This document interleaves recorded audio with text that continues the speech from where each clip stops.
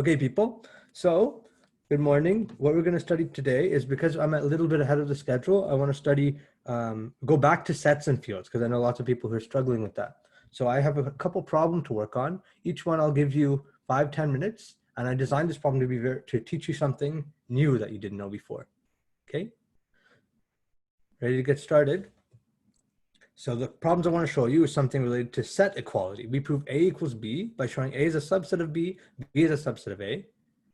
But there's a way to do it without the double inclusion. And this is the kind of advanced way that, it's not necessarily obvious how to do it every time, but the proof, when you write it, it's much more satisfying. So I'll show you that. And then everybody's confused about field. So I have kind of some basic question, but hopefully it clears it up. Okay, so first set theory problem. Set theory problem number 1. Prove that if you have 4 sets, A, B, C, D, then this weird equality of sets here. Okay, good luck with this one because you have to prove double inclusion. Let's say you try double inclusion. You're going to say, okay, pick something here on this side. Show that it's one of these 4 because it's a union of 4 sets. A minus C, union B minus C, union A minus B. Prove this. Ooh, and there's a typo. I'm glad I caught it.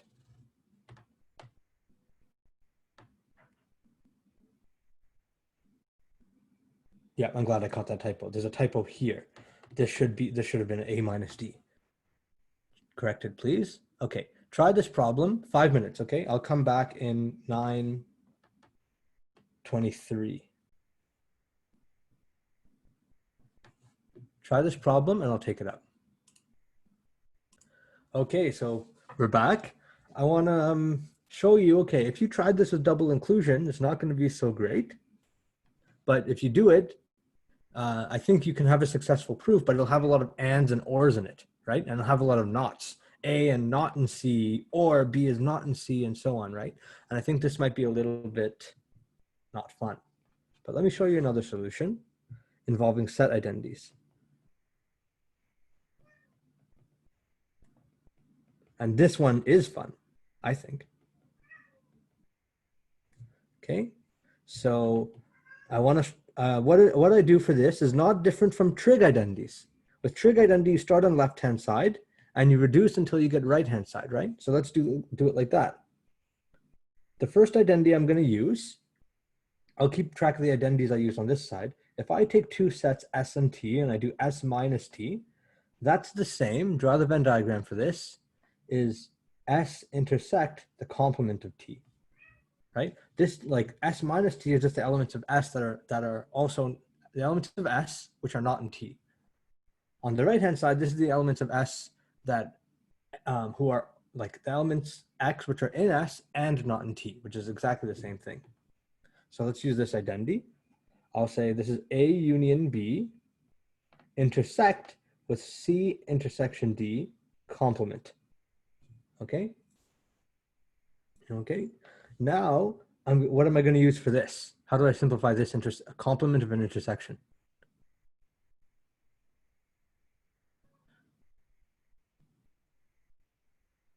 Yes, I was waiting to hear De Morgan. De Morgan says, well, one of the De Morgan says, if I take the complement of an intersection, this is the union of the 2 complements. Okay, this is De Morgan, good. So then,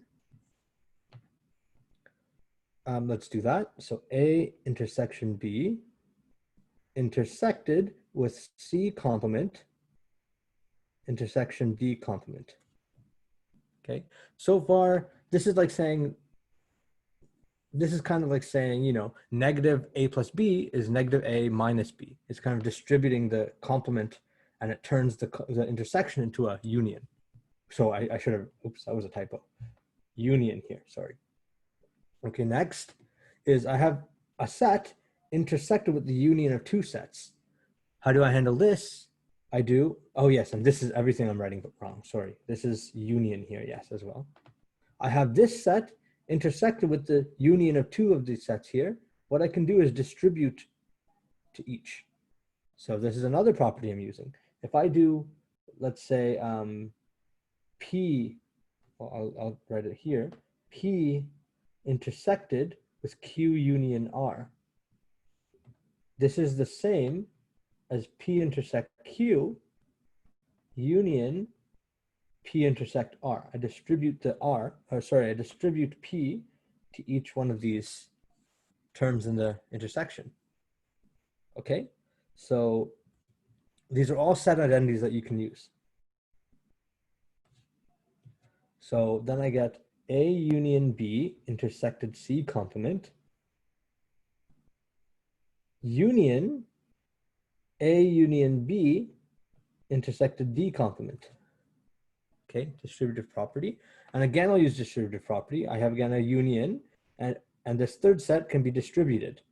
And I can do that here as well. So I'm just using distributivity again. So let's try. A intersect C complement, union B intersect C complement. And so that's this first thing. Maybe I'll color them so you can see.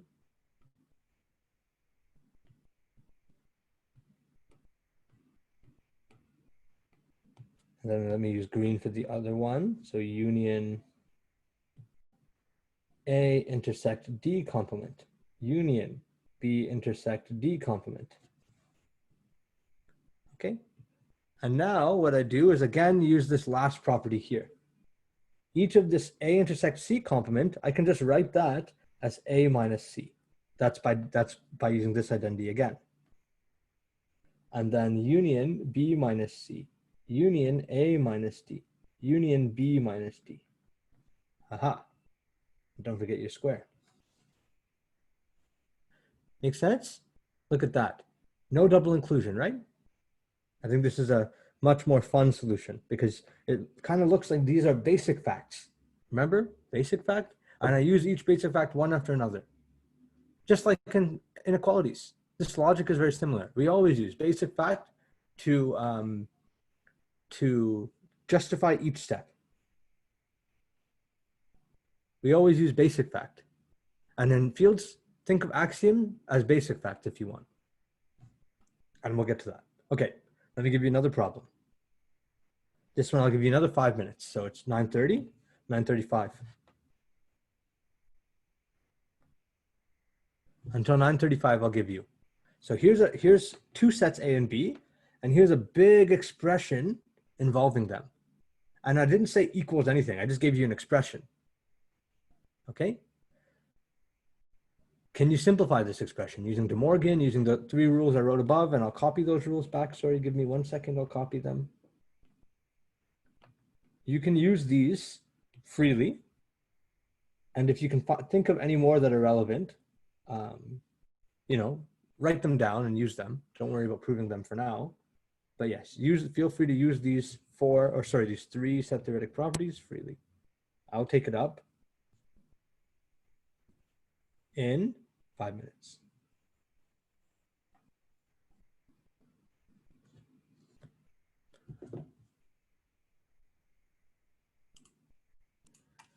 All right, so let's take it up, unless anybody wants more time with this.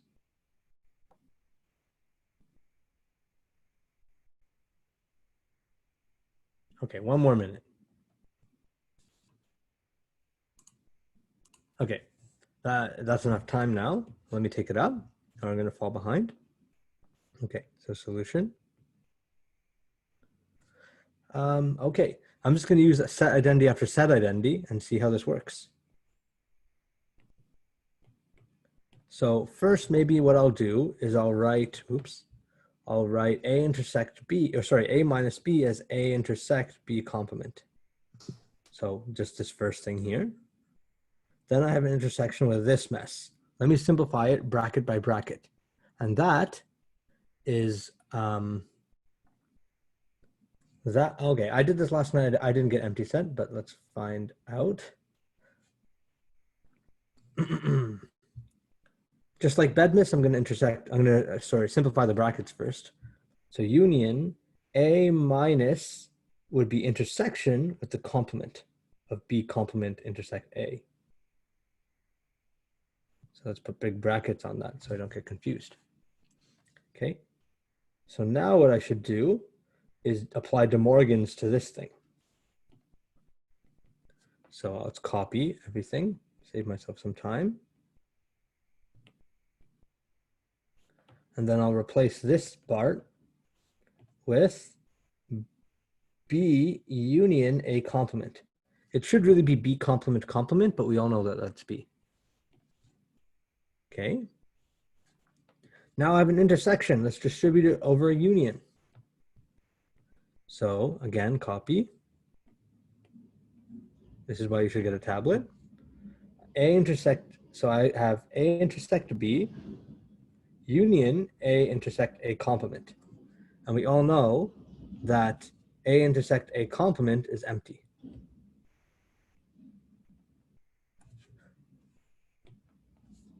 So again, copying. I have a union with the empty set. And the union with the empty set, I could write it out like that. But if you take a union with empty set, then that's like doing nothing, right? Uh-oh. Getting a phone call. Okay.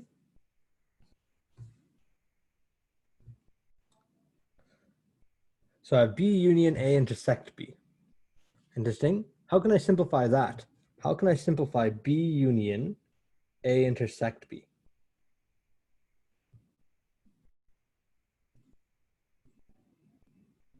It's just B, right? Because I have B and then I have a subset of B. And here I can draw a quick Venn diagram for you.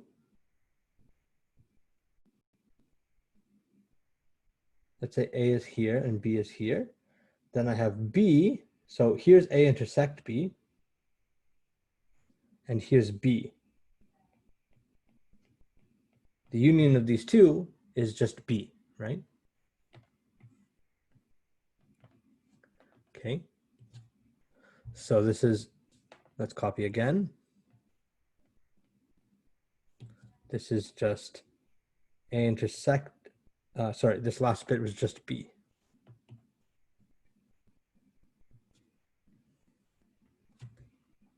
Okay, and I have another question for you. I didn't give myself enough space. Okay. Now I have A intersect B complement intersect B. Ah, good. So I have A, I can parse this as follows. I can move the brackets over, kind of like associativity.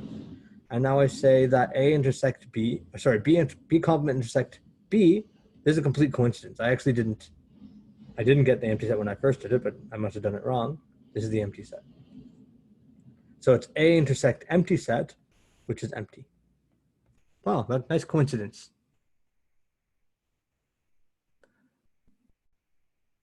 Have I made an error? Did I make a mistake? I don't think I made a mistake. Okay. Okay, nice. Oh no, Maisie, don't eat that. No, she ate my cable. My bad cat. Get out of here. All right.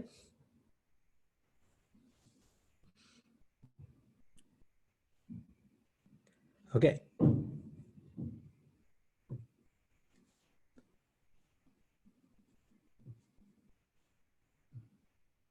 Okay. So wasn't that, if I had asked you to prove that this was the empty set, maybe you would have tried double inclusion or something, and that wouldn't have been very fun, right?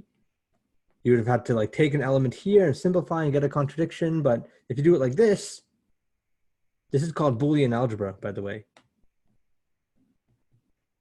because we're just manipulating sets, complements, unions, and intersections.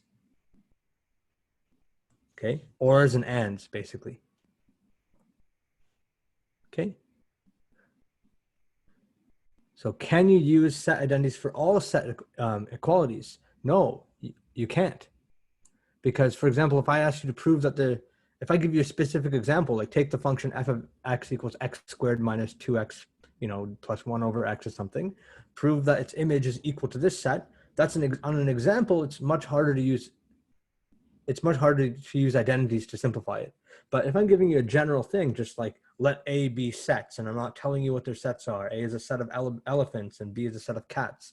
If I'm not telling you anything about the sets, Usually you're in a setup where you could probably use identities. Okay. All right. Okay. So identities, right? What did I do? I used a lot of properties like distributivity, complements and stuff. I kind of use basic facts. This is what I said earlier. You just use basic facts in a string to start from the left-hand side and compute to the right-hand side, right? Not very different from the way we handled inequalities or the way we do fields. So fields, here's a couple problems for you. I have 2 here and we only have 15 minutes. So, okay. So what I'll do is I will do question 1 and then I'll give you question 2 to work on. Then I'll take it up. Okay, field theory. But don't think of it as too different from the Boolean algebra we just did. Think of it like you have some basic facts, some axioms, and there's 8 of them or 10 of them or however many, I don't count. And you can manipulate them. You can use those axioms to manipulate your favorite expression until you get to the end. So that's how you do the second problem. The first problem is just about, okay, you know what? I'm going to change it. I think you could do this. Which one should I do? Okay, no, I'll do the first one. Okay, the field of 3 elements. Okay, we talked about the field of 2 elements. We talked about the field of 4 elements. We didn't really talk about the field of 3 elements. There is a field of 3 elements. There is one, but I just didn't tell you about it. And first, let me show you the proof of how this would go. So solution, and then I'm going to give you a little bit of insight that might help you. And if we don't get to problem 2, I guess I'll make a video. I now have a big list of videos to make about it. Okay, so prove that 1 plus 1 is non-zero. So all I know is that the field of F here has 3 elements.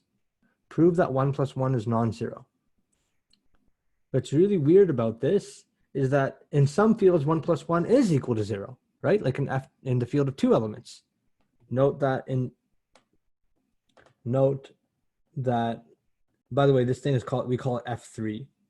And just like the real numbers use bold, we use a bold F and then a 3 for the field of 3 elements. Note that in the field of 2 elements, 1 plus 1 does equal 0. So the fact that 1 plus 1 does not equal 0 in F3 is kind of telling me something that I need to use a special property of the field of 3 elements, namely that it has 3 elements. So let's write the elements of F3. Let's list them out. Let's say 0, 1, because every field has 0 and 1, but this field has a 3rd element. So I don't know what to call it, so let's just call it X. What I'll do is suppose, for contradiction, and I know we didn't cover this yet, but the whole idea is that what I'll do is I'll assume that what I'm trying to prove is false, that 1 plus 1 does equal 0. I'm trying to prove it's not equal to 0. Let's assume that it does equal 0, and let's get some weird contradiction, some weird impossibility. Okay, whoops, sorry. I'm gonna move this out of the way. Let's get some weird contradiction. So 1 plus 1 equals 0. Well, I need X in there, right? Something has something to do with this 3rd element. Because if there are 4 elements, or if there wasn't a 3rd element, then 1 plus 1 would equal 0. So something special is going on. So let's call it X.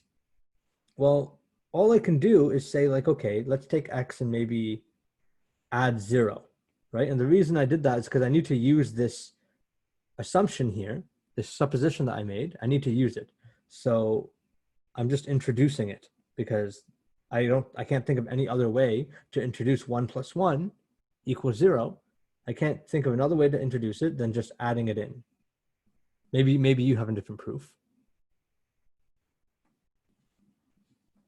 Okay. Okay. And then maybe I can write this as X plus 1 by associativity plus 1. So now maybe I'll do some side work, because what is X plus 1? Maybe you have to work that out. What is, that was a weird arrow. What is, still a weird arrow, bothering me. Okay, I'll just do the weirdest arrow. There we go. what is x plus 1 equal to? Okay. Maybe I can say x plus 1.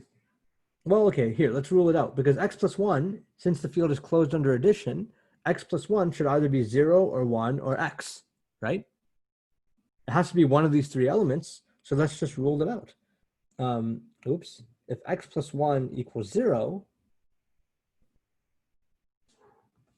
well, maybe it is 0. Let's rule out the other two cases. If x plus 1 equals 1, then I can cancel a 1 from both sides.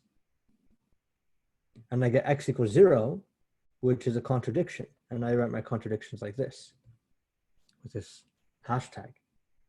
And if x plus 1 equals x, then, again, I can cancel x. And I get 1 equals 0, which is a contradiction because I'm assuming that all three of these elements are different. So they certainly 0 can't be 1 because I have three different elements here. So the only so this is a contradiction too. Whoa. This is a contradiction too, and the only possibility is the first one, x plus 1 equals 0.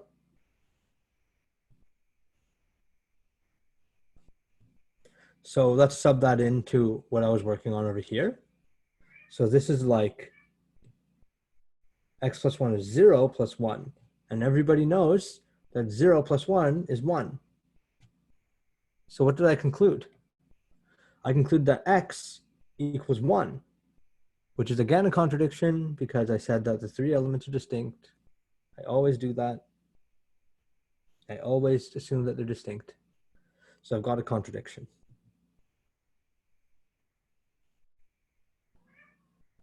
Therefore, x is not equal. So, sorry, 1 plus 1 is not equal to 0.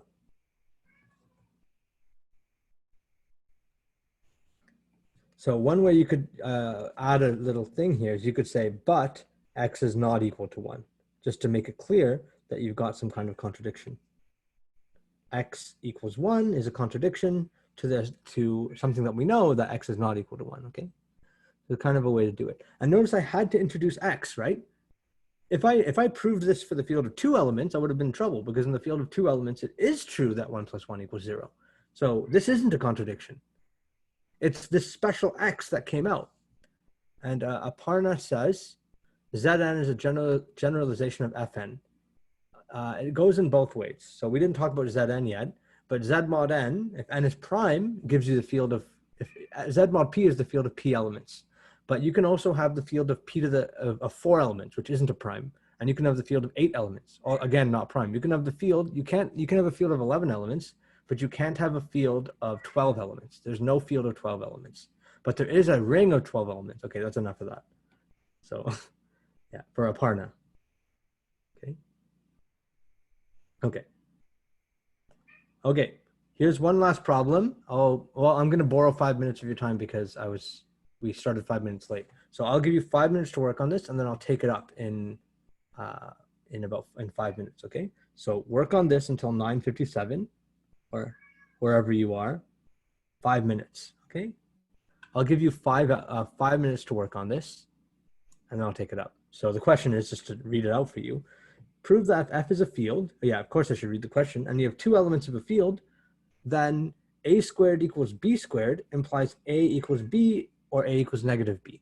Just like plus minus B, right? And you know that in the real numbers this is true, because I could just take the square roots of both sides and I would get absolute A equals absolute B, and that's the same as saying A is either plus or minus B.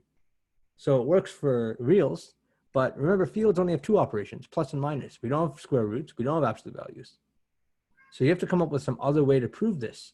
But the advantage is that if you prove it for F, for any field, then you can use it in any field that you want. Any day that you're walking to Osmos and someone hands you a field and says, hey, here's a field, A squared equals B squared, then you can always say that A is plus or minus B.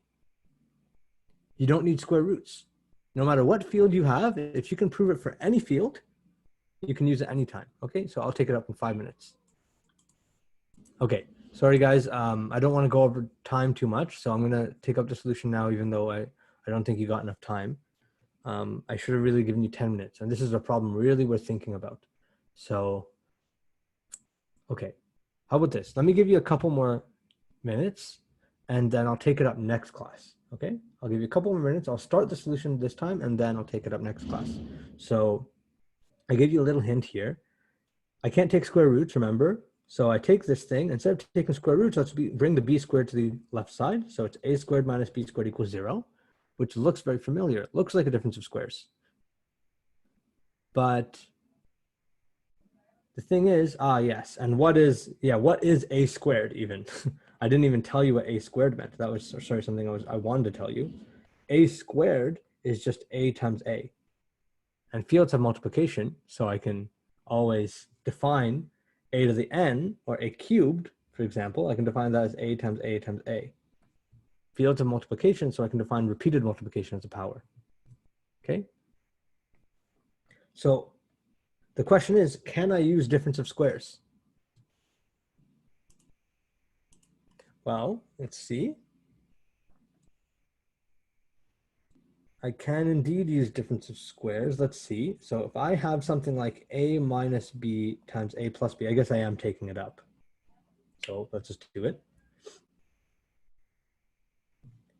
What I can do, does anybody have any ideas of how I can manipulate this thing?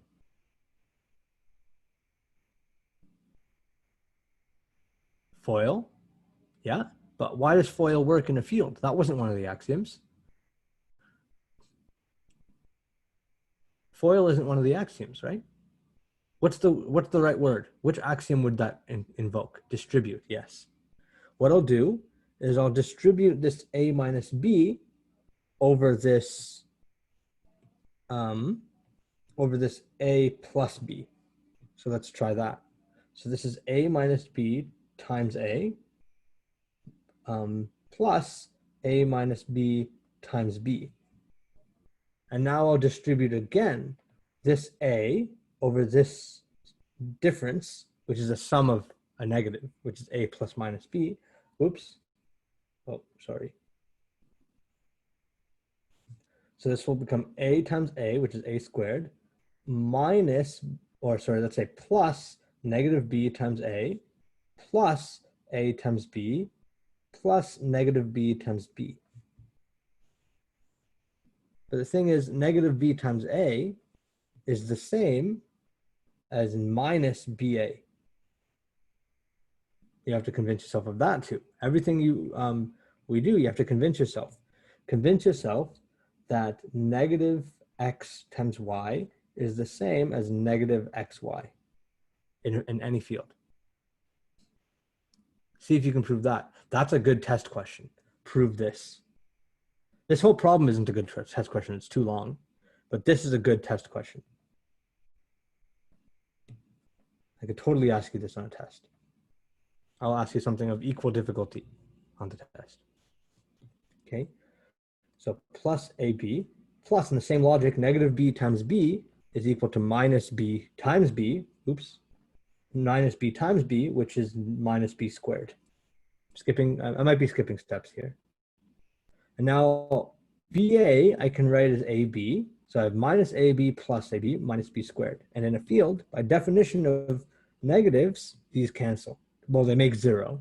So it's A squared plus 0 plus B squared, and anything plus 0 is itself. So I proved it. I proved difference of squares by expanding, by distributivity, which we used a lot for sets as well. Distributive is very powerful. And yes, minus. Thank you. I'm the typo king. All right. So once I have okay, all that to justify that from here, I can use the difference of squares identity that I just proved. I proved the identity before I use it. Because who knows, maybe it's not true in a field. There are some algebraic structures where distributivity doesn't hold. Crazy algebraic structures. Okay. Yeah, and the reason I couldn't just do it was because the distributivity you're familiar with, or sorry, the factorization you're familiar with, I did just factor. Basically, I did. But I had to prove that I can factor because it's not one of the field axioms. So I don't know if it's possible within a field to factor until I make sure that it's true by proving it. But now that I've proven it, I can do it. And now what do I do? What do I do now? I have a product of two things equals 0. What can I conclude?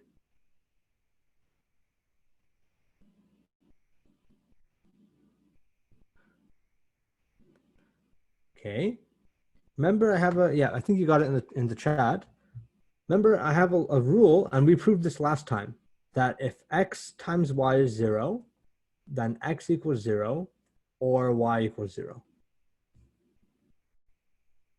We proved this last time. This is one of the basic properties of, well, it's not an axiom, but we proved it from the axioms last time. And the way we did it, we said, okay, if a, well, yeah, that's what we did. We said that if this first factor is non-zero, then we can divide by its reciprocal, and then I would get this a plus b equals 0. So this implies that either a minus b is 0 or a plus b is 0. And this implies that a equals b, or a, this second one, I can bring the b to the plus b to the other side, it becomes negative b. You think of it as adding negative b to both sides.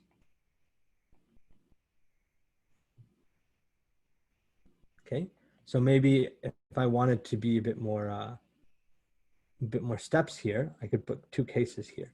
So case one, if you really wanted to do it really carefully, you could say, if a minus b equals 0, then a minus b plus b equals b, or 0 plus b, if you want to do it really slowly.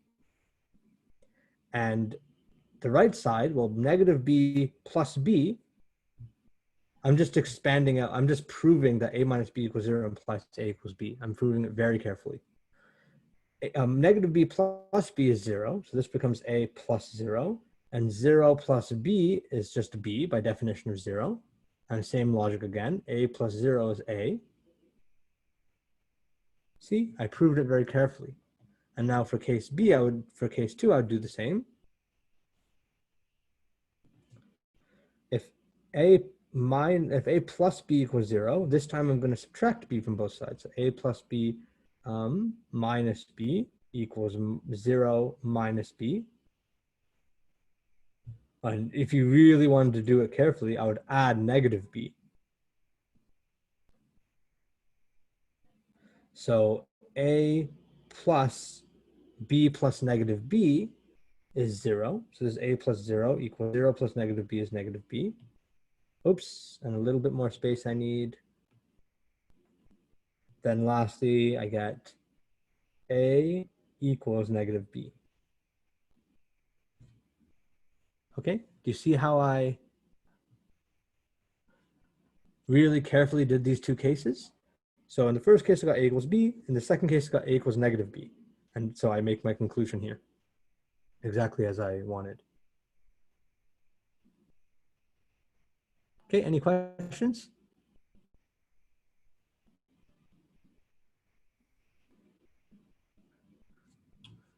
Okay, I'm going to end the recording and I'll take the questions. Okay, take care. Bye.